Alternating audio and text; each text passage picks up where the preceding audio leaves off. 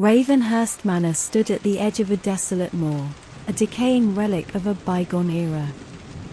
Its stone walls were weathered and overgrown with ivy, and its windows, once grand and inviting, were now shattered and empty.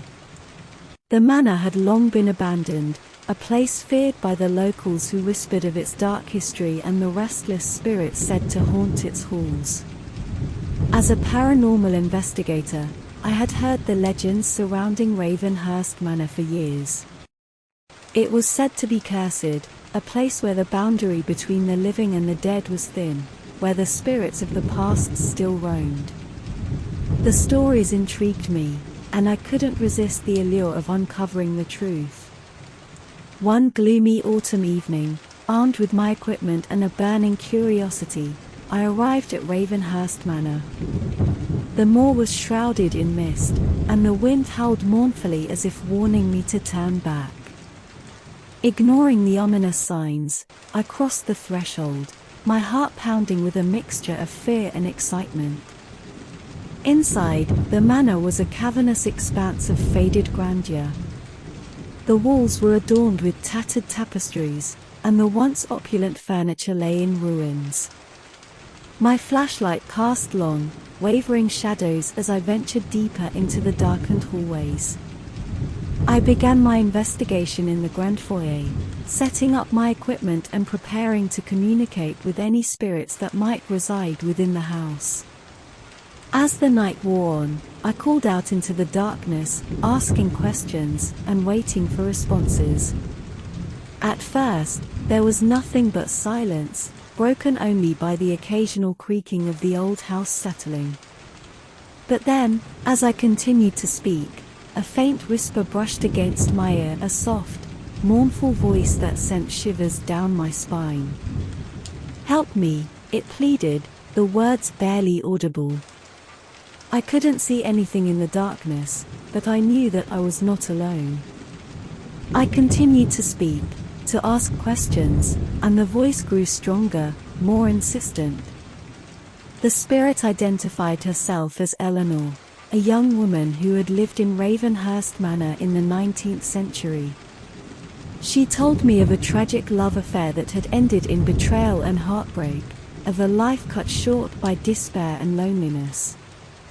As I listened to her story, I couldn't help but feel a deep sense of empathy for this lost soul. Eleanor's spirit seemed trapped within the house, unable to move on until her tragic tale was told. I continued to communicate with Eleanor throughout the night, recording her responses and promising to help her find peace. But as the hours passed, the atmosphere within the house grew increasingly oppressive, and I could sense a malevolent presence lurking in the shadows. I felt a sudden coldness in the air, and the temperature dropped dramatically. My breath came out in visible puffs as I continued to speak with Eleanor, but the voice that responded was no longer hers, it was something darker, something twisted. "Leave this place," it hissed, the words dripping with venom. I knew then that I was not alone with Eleanor's spirit. There was something else in the house, something malevolent and angry. I tried to continue communicating with Eleanor, to help her find peace, but the dark presence grew stronger, its anger palpable. As I stood in the darkened hallway, I felt a sudden, sharp pain in my chest. I gasped for breath, my heart pounding wildly, and I knew that I was in danger. The malevolent force within the house was attacking me, trying to drive me away.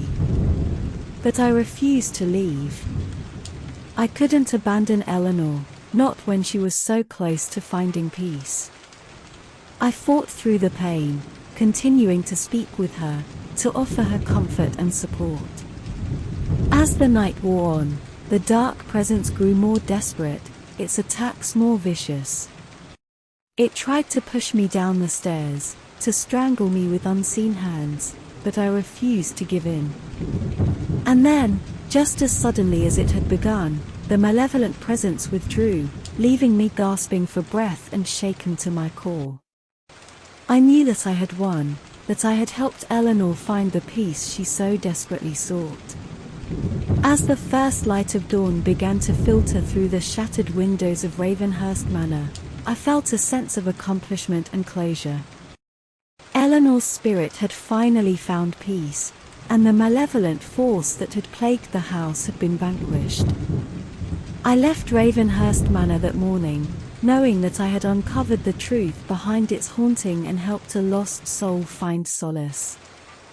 The manor would forever be a place of dark history and tragedy, but it was a history that could now be put to rest.